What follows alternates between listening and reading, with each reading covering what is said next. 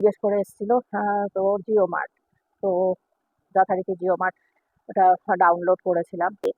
স্বপাক যেটা নিজে হাতে আতপ গোবিন্দভোগের আতপ চালের ভাত, অনেক কিছু নিজে একা খেলেও করতেন, যেমন স্বাভাবিক, কারণ সেটা দেওয়াটা উচিত, কারণ তাদেরকে তারা তো আমার মানে অ্যাবসেন্ট হচ্ছে না, আমি থাকছি না বলে তারা কাজ করতে পারছে।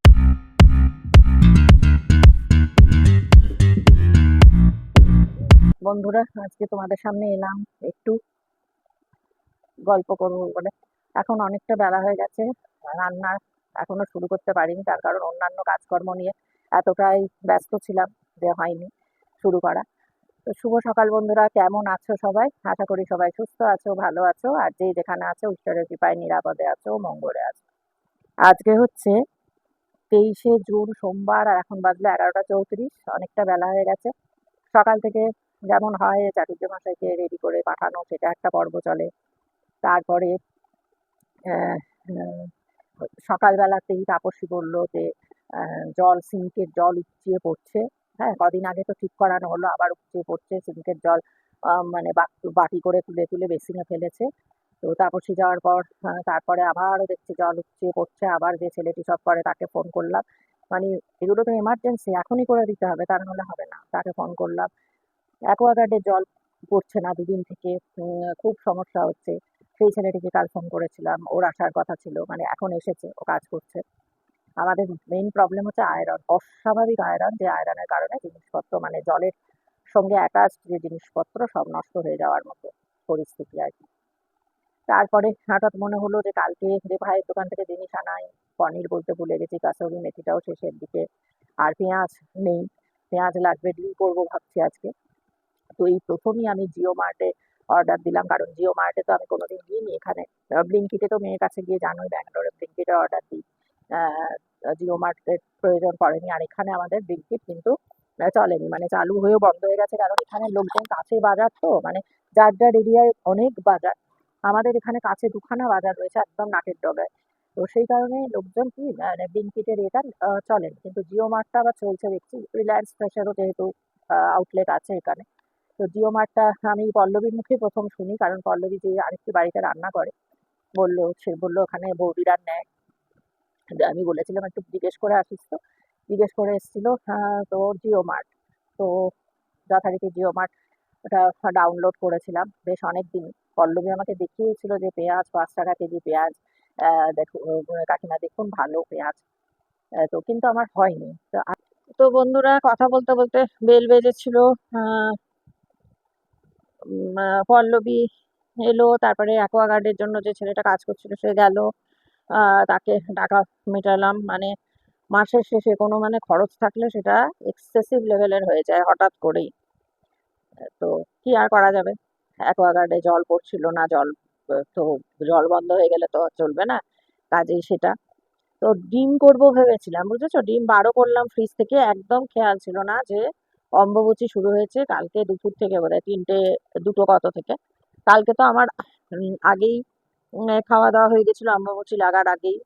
তো সেটাই রাত্রিবেলায় তো শুধু একটা তরকারি আর ডালিয়া খেয়েছিলাম সেদ্ধ করে। তো আজকে পল্লবী বলল যে আজকে অম্বুবাচী, তো কাল থেকে লেগে গেছে। তো ডিমটা, তাই জন্য ডিমটা আবার তুলে দিয়ে এলাম ফ্রিজে। তো খাওয়া যাবে না কোনোটাই, মানে আমিষ জাতীয় কিছু, এবার অন্য তো কিছু খাচ্ছি না, মানে ভেবেছিলাম আজকে ডিমটা করলে দুবেলা মানে হয়ে যেত, রাত্রিরে রুটি করে নিলে। তা রুটি পরোটা কোনো কিছুই করা যাবে না। এগুলো হয়তো যখন জানতাম না বা অনেক সময় খেয়াল থাকে না তখন করি, কিন্তু জানার পর যে মনে হয় যে একটু ঠিক আছে, চলো একটু করি। ছোটবেলা থেকে তো দেখেছি ঠাকুমাকে ভীষণ কঠোরভাবে নিয়ম নিষ্ঠার সঙ্গে অম্বুবাচী পালন করতেন। আগেকার দিনে মানে অল্প বয়সে বিধবা মানুষ, বুঝতেই পারছো, ভীষণ মানে স্ট্রিক্টলি সবকিছু, দৈনন্দিন জীবনযাপনও প্রচন্ড একটা কঠোর অনুশাসনের মধ্যে পালন করতেন, যেটা আমরা আজকের দিনে দাঁড়িয়ে মনে হয় যে এর কি কোনো প্রয়োজন ছিল। কিন্তু সবকিছু তো আমাদের যুক্তি দিয়ে তো হয় না, যেটা তারা যেভাবে বড় হয়েছেন, যেটা শুনেছেন, জেনেছেন, সবাই যেটা তাদের বলেছেন, বুঝিয়েছেন, তারা সেটা নিয়েই বেঁচে থেকেছেন। আর আগে তো ধরো এত কিছু বাইরের জগতের সঙ্গে তাদের কোনো রকম যোগাযোগ ছিল না, না ছিল তাদের বাইরে মানে আসা যাওয়া, বাইরের কোনো কিছুর সঙ্গে তারা নিজেদেরকে জড়িয়ে রাখতেন, সেটা ছিল না বলে যেহেতু ঘরেই থাকতেন তাই জন্য এই সমস্ত নিয়ম নীতিগুলো আরো কঠোরভাবে পালন করতেন। ভীষণই দেখেছি কঠোরভাবে, মানে আমার ঠাকুমা 34 বছরে বিধবা হয়েছিলেন। আমার বাবারা তখন একদমই ছোট।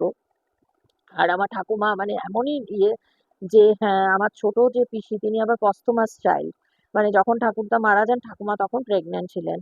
তো ছোট পিসি জন্মিয়ে তো বাবাকে দেখতে পায়নি, স্বাভাবিকভাবে পস্থমাস চাইল্ড তো এই জন্যই বলা হয়। তো যাই হোক, তো ওই যে 34 বছরে বিধবা হয়েছিলেন তারপর থেকে সাদা থান, তারপরে চুল ছিল বড় সেটা কেটে একদম বয়েস কাট যেটা বলা হয় সেটা, এবং সারা জীবন সেটা মেনটেন। চুল যদি একটু ধরো যেমন সামান্য বয়েস কাট ছেলেদেরও যেমন একটু বাড়ে, একটু বাড়লেই সঙ্গে সঙ্গে বাড়িতে নাপিত এসে আবার কুচিয়ে একদম কেটে দিত। তো এইরকম দেখেছি সাদা থান পড়া একদম, মানে অত অল্প বয়স থেকে। খাওয়া দাওয়া তো একবেলা নিজের হাতে, স্বপাক যেটা আহার নিজে হাতে, আতপ গোবিন্দভোগের আতপ চালের ভাত, অনেক কিছু নিজে একা খেলেও করতেন। আর রাত্রিবেলায় তো দুধ আর খই খেতেন। আর অম্বুবাচীর দিনে স্পেশালি 3 দিন তো কিচ্ছু খেতেন না, মানে কোনো আগুনই জ্বলতো না, জানোই তোমরা আগুনের কোনো কিছুই চলতো না, সেসব চলতো না। তো এগুলো দেখেছি, কিন্তু দেখো সবসময় তো আর মনে থাকে না, বা অত এখন দিন যায় অত কিছু মনে থাকে না। তো সবকিছু সম্ভবও হয় না। তো এটা পল্লবী বলার পর আমি একটুখানি আবার একটু দেখলাম এটা নিয়ে, যে দেখলাম যে হ্যাঁ কিছু কিছু বারণ করছে। সবকিছুই সম্ভব তো নয় অ্যাভয়েড করা, কারণ অনেক কিছুই বারণ। তো ঠিক আছে চলো, আমার তো এমনি আমিষ খেতে যে খুব পছন্দ করি না হলেই চলবে না এরকম তো ব্যাপার নেই। আমি তো দিনের পর দিন নিরামিষই খাই, তাহলে আর পার্টিকুলার এই 3টে দিন কি অসুবিধে। আহ তো সেইটাই সেইভাবেই আবার রেখে এলাম। তো সন্ধ্যাবেলায় কি করব তখন দেখা যাবে রাতের খাবারটার জন্য, সেটা দেখা যাবে কিছু একটা করে নেব, যেটা হয়তো পেঁয়াজ ইউজ করব। পেঁয়াজটা আমরা আমিষ ভাবি, কিন্তু অনেক জায়গাতেই গোটা ভারতেই পেঁয়াজটাকে আমিষ ধরে না। তো যাই হোক, একদম সবটা বন্ধ করে তো চলা যাবে না এখনকার দিনে। কিন্তু হ্যাঁ, মাছ মাংস ডিম এগুলো যেটা সেটা করব না। কাল তো মঙ্গলবার আমার এমনিই নিরামিষ। বুধবার দিন বোধহয় সারাদিনই থাকবে, তারপর মাঝরাতে ছাড়বে। তো বুধবারও ধরো চলো পোস্ত দিয়ে কিছু একটা করে নেবো। তো এইভাবে কাটিয়ে নেওয়া যাবে, কাটিয়ে নেওয়া যাবে। জানার পর তখন মনে হয়, এখন তো একটু বয়সটা বাড়ছে তো এখন একটু মনে হয় যেন এগুলো করি। আগের দিনে আগের সময় হলে অল্প বয়স থাকলে অত মানে ক্যাজুয়ালি নিতাম, অত গ্রাহ্যও করতাম না। স্বাভাবিক বয়সের সঙ্গে সঙ্গে একটু মানুষের চিন্তা ভাবনাও একটু অন্যরকম হয়, একটু মনে হয় যে না একটু মেনে চলি সংসারের মঙ্গলের জন্য। হ্যাঁ, তো আমি জানি যারা এটা মানেন না তারা এক্ষুনি অনেক যুক্তি নিয়ে বলবেন। আমি কোনো তর্কের মধ্যেই যেতে চাই না। আমি মনে হলো, এটা আমার মনে হলো যে ঠিক আছে চলো, যখন এরকমটা আছে তখন কি দরকার খাওয়ার? 3টে দিন না খেলে তো এখন মরে যাবো না। আমি তো অন্যদিন এমনিতেও না খেয়ে থাকি, মানে না খাওয়ার মিন্স আমিষ না খেয়ে থাকি, অর্থাৎ কোনো অ্যানিমাল প্রোটিন তো খাই না, তাতে তো আমার কোনো প্রবলেম হয় না। তাহলে যখন জানার পরেই যদি এটা মানে বেশি রকম হয়, এরকম কোনোটা ব্যাপার না। আমি এমনিও খাই, ঠিক আছে চলো জানলাম খাচ্ছি। এই তো মনে হলো আজকে একটু তোমাদের সঙ্গে বসে একটুখানি কথা বলে, অনেকদিন কথা বলা হয়নি। কাজ তো যেরকম যেরকম করি সেরকম সবসময় ব্লগ করাও হয় না। আহ, তার মধ্যে বেশ কয়েকজন আমাকে ফোন করেছো, মানে এর মধ্যে গতকাল শম্পা দিদিভাই করেছে কলকাতা থেকে। তো আমাকে কমেন্ট তো করো তুমি বহু বছর ধরে। তো কালকে ফোন করেছো, খুব ভালো লাগলো। তাপসী ফোন করেছিল আজকে সকালেও। হ্যাঁ, এর আগে একদিন করেছিল বোধহয় রাতে, আমি ঘুমিয়ে গেছি, আজকাল তো একটু তাড়াতাড়ি ঘুমিয়ে পড়ছে। তো তাপসীর সঙ্গেও কথা হলো অনেকক্ষণ, তাপসী শিলিগুড়ি। তো অনেকক্ষণ কথা হলো, ভালো লাগে, খুব ভালো লাগে। আমি সবসময় বলি যে আমি ফোনে অবশ্যই কথা বলবো, অবশ্যই না বলার কোনো ব্যাপারই না, আমি একা একাই কাটাই। হ্যাঁ, আর একজনের নাম বলতে হবে, সে বলেছে আমার নামটা নিসনি অনেকদিন, আমার দি, তোমরা অনেকেই জানো রাধা দি, আহ, রাধা বসু। বিয়ের কথা দি বলেছে তোকে ইউটিউবের মাধ্যমে ফিরে পেয়েছে আবার অনেক দিনে। না অবশ্যই দি তো আমার সব সময় আছে, এবং এটা একটা বিরাট ঈশ্বরের আশীর্বাদ যে ইউটিউবের মাধ্যমে আমি এই দিকে ফিরে পেয়েছি এত বছর, 30-32 বছর পর। প্রায় 32-33 বছর পর, 30-32 বলছি কেন, হ্যাঁ 32-33 বছর পর। 85 সাল তাহলে মনে হয় লাস্ট দেখা। তাহলে 85, 95, 2005, 2025, হ্যাঁ 30 বছর।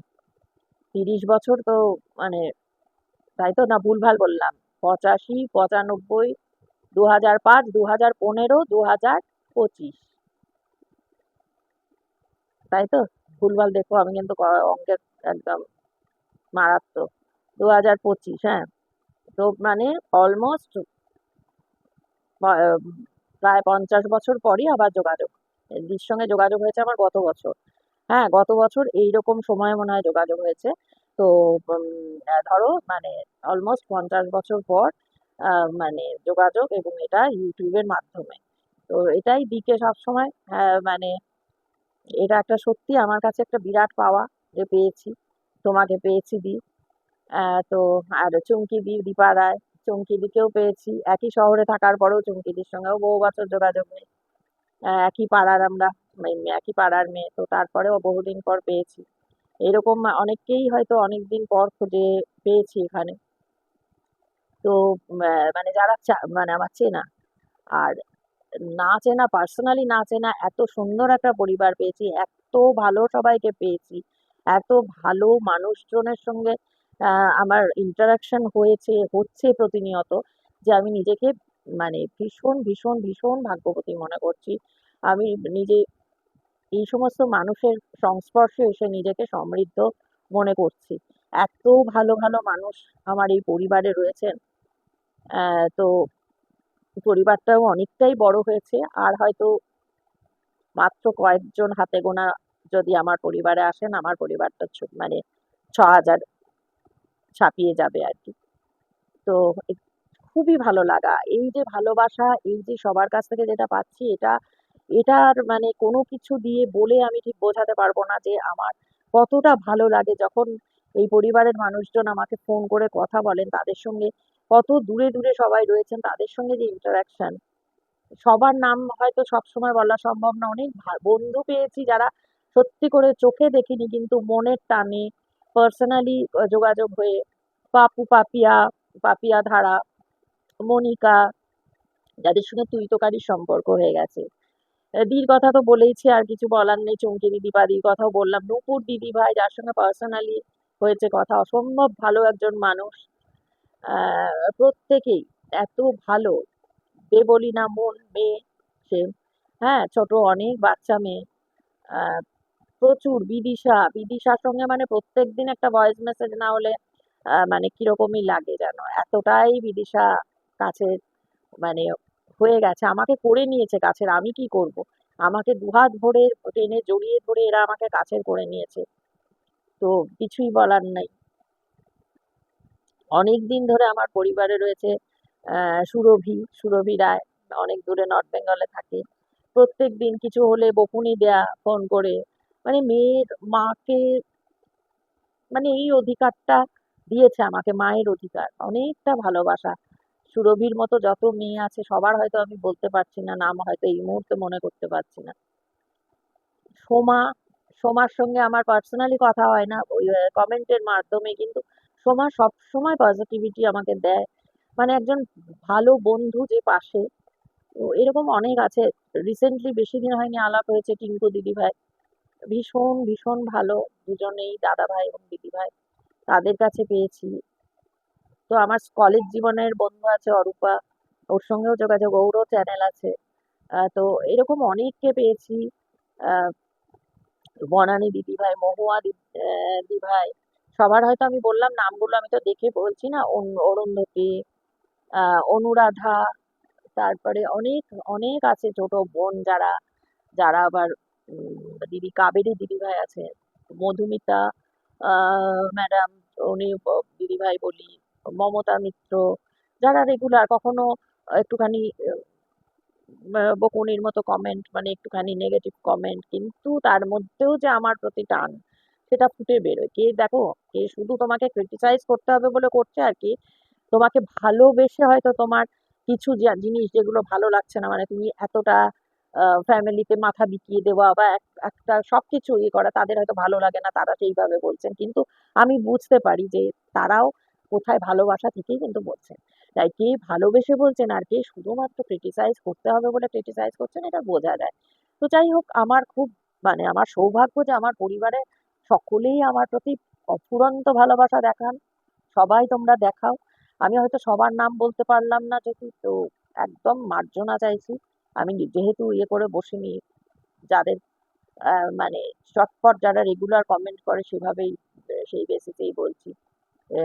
শিবানী দিদিভাই আছেন একজন, তারপরে আরো আছে, অনেকেই আছে, অনেকে অনেকে, আমি হয়তো এই মুহূর্তে মনে করে বলতে পারছি না। তো এটা নয় যে আমি ইচ্ছাকৃত বলছি না, আমি মনে করতে পারছি না, হয়তো আজকে দি যেহেতু বলেছিল যে নামটা বলার কথা তাই জন্য, তো সেই জন্য এবার, তাই আবারও তোমাদের বলছি, তোমরা কেউ কিন্তু আমাকে মানে ভুলভাবে নিও না যে এ নামটা বললো না, না, একদমই না। রসে সাধে বাঙালি যে সেও করেছে, আহ,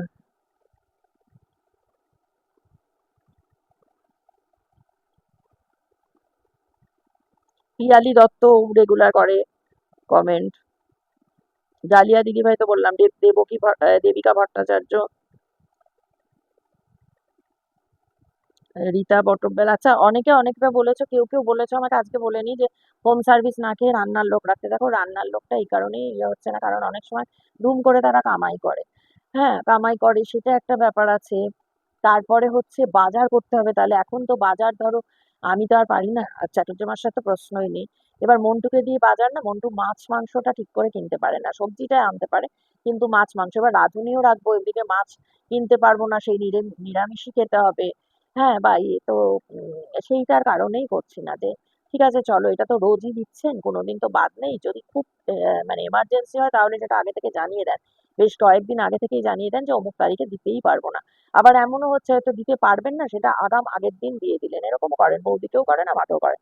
আগের দিন দিয়ে দিলেন খাবার, সেই খাবারটা ঠান্ডা হলো, ফ্রিজে রাখলাম, পরের দিন গরম করে খেলাম। আর এখন তো নিজে টুকটাক যেটুকু যেদিন পারি করে নিই। তো এই কারণে রাঁধুনি রাখলে আবার আরেকজন লোক, আবার তার পেছনে ইয়ে, আবার বাজারটা করা হবে না প্রপার, তাহলে রাঁধুনি লেখা লাভ কি? এখন তো জানোই রাঁধুনিরও প্রচুর রেট হয়ে গেছে। তো এই কারণে যে চলছে চলুক, আমি যে মানে যখন যখন শরীরটা ঠিক মনে করছি, বোধ করছি, তখন তো করে নিচ্ছি এখন কিছু না কিছু। তো এইভাবেই। আবার রাঁধুনি রাখলে আরেকটা জিনিস, ধরো মেয়ের কাছে যখন যাবো, এদেরকে কি, এদেরকে তখন বসিয়ে বসিয়ে তো পুরো স্যালারিটা দিতে হয়, যেমন স্বাভাবিক, কারণ সেটা দেওয়াটা উচিত, কারণ তাদেরকে তারা তো আমার মানে অ্যাবসেন্ট হচ্ছে না, আমি থাকছি না বলে তারা কাজ করতে পারছে না, অতএব দিতে হবে। এবার ধরো মন্টুকে পুরো স্যালারি দেওয়া 2 মাস ধরে না এই করে, পল্লবী যে কাজ করে তাকে পুরো স্যালারি দেওয়া, আবার যদি রান্নার লোকও হয় তাকেও দেয়া, শুধু শুধু বসে, সেটা একটুখানি টাফ হয়ে যাবে সবকিছু মিলিয়ে।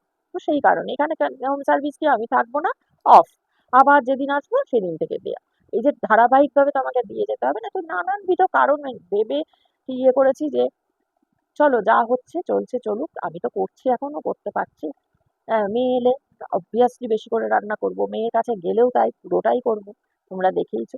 এই কারণে আর কি রান্নার লোক পাচ্ছি না, যেমন যতদিন চলছে চলুক, এমনি করে যতদিন চলছে চলুক, এইভাবেই চলছে। তো ঠিক আছে, একটুখানি বসে তোমাদের সঙ্গে আজকে বক বক করলাম।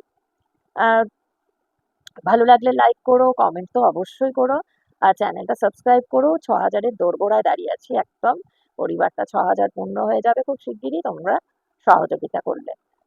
তো ঠিক আছে বন্ধুরা, আজকের মতন বিদায় নিচ্ছি, দেখা হবে আবার নতুন একটা ব্লগে। ততক্ষণ সবাই খুব খুব ভালো থেকো, সুস্থ থেকো, নিরাপদে থেকো।